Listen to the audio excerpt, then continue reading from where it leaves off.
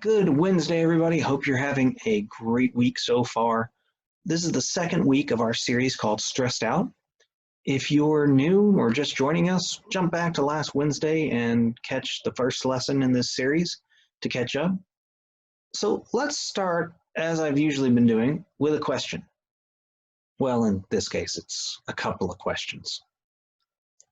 First, what's something that has stressed you out this week? Big, small, doesn't matter, just something that stressed you out this week. 2, on a scale of 1 to 10, 1 being low, 10 being high, how stressful were those situations? Third, how many of those situations were beyond your control? Meaning something happened that didn't directly involve you, but it had an impact on you. And lastly, how many of you feel like you are the only one who deals with stressful situations? The truth is, everyone deals with stress. You're not alone, you're not cursed, and you don't have something wrong with you. Uncontrollable situations, it's just a part of life. Feels like almost every day we've been faced with new stresses that are out of our control.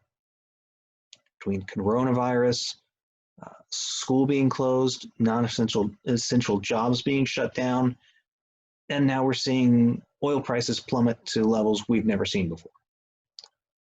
But we have options to help us deal with that stress. That doesn't mean situations you're dealing with will be easy to work through, but it is possible to deal with situations beyond our control in a healthy way, rather than letting them get us down and deflate us. So I encourage you at some point this week, read through Genesis 14. But until you do that, let me briefly sum up what happens in the chapter. Chapter begins by describing the first war in the Bible. Story starts with 9 kings. 4 kings in the region of what's going to be modern-day Turkey, Iran, versus 5 kings in the lower basin of the Dead Sea. Now, it's important to understand that a king during this time period more or less ruled a specific town or city. They didn't have a nation or a country that they were in charge of, just a town. Now, the 5-king alliance had been suppressed by the 4 kings of the Northeast. They'd served these 4 kings about a dozen years, and they did this by regularly paying sums of money and giving them other goods. But after about 12 years, 5 kings decided, that's it, I've had enough. So they went after the 4 kings to regain the money and possessions that they'd been giving them. A year later, the 4 kings fought back against this rebellion. After regaining control, the 4 kings seized all the goods and food from Sodom and Gomorrah, and they returned home. They also carried off Abraham's nephew Lot and his possessions because, well, he was living in Sodom. One of Lot's men, who happened to escape, came and reported this to Abram. Now, understand, this was not a pleasant situation for the people captured by the 4 kings, okay? Not all sunshine and roses. Lot would have most likely faced torture, slavery, possibly even death. So you get the sense this was a very powerful, very dangerous allied force. When Abraham found out his nephew had been kidnapped, well, naturally, he has some thoughts about the situation. Now, it doesn't say that he was stressed, but you have to imagine that he was burdened by what had happened. 2 things come immediately to mind, though. Power of the Allied army. This seems unstoppable, out of Abraham's control. Perhaps he wonders, well, what if he, his friends, or other family members die? How can we stand up to an army of 4 kings, knowing they wiped out everyone in their path on the way down to Sodom? And the second, we have imagery of battle. Battle is stressful. It's emotionally, physically, mentally, it's just stressful. Battle's hard, to control because you don't know what your enemy is capable of doing. So your senses and your perception are on high alert. So we ask this question: how did Abraham deal with a situation beyond his control? First off, Abraham had good perception.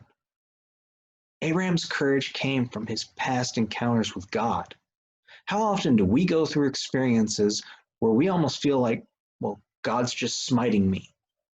Or perhaps we feel that God doesn't care about my problems. Or things seem like they're happening completely out of his control. Well, God's not even in control of this. We have to believe in faith that even though it may not make sense at the time, everything that happens is part of God's plan.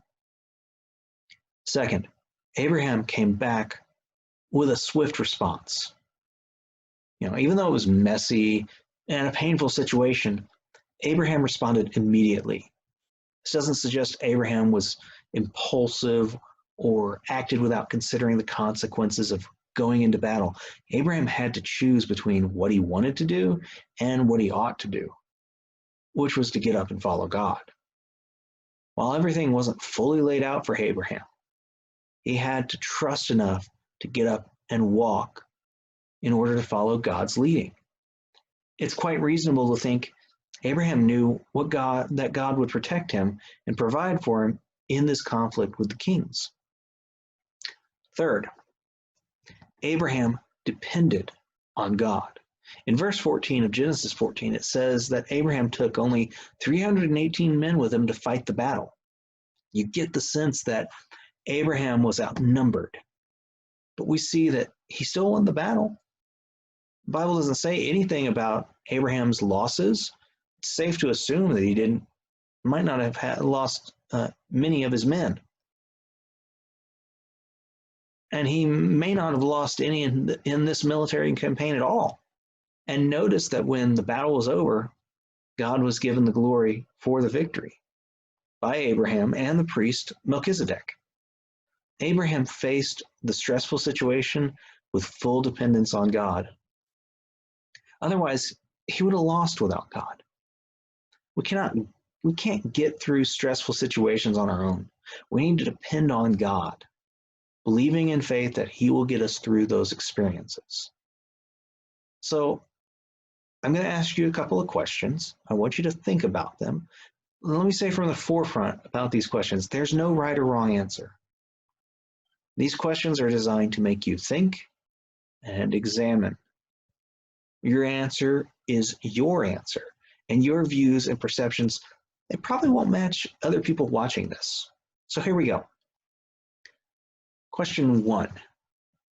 What is your perception of the stressful things in your life? Can you see that God is in control? Or are you having a hard time believing that? 2. How quickly do you trust God when you're dealing with a stressful situation? 3.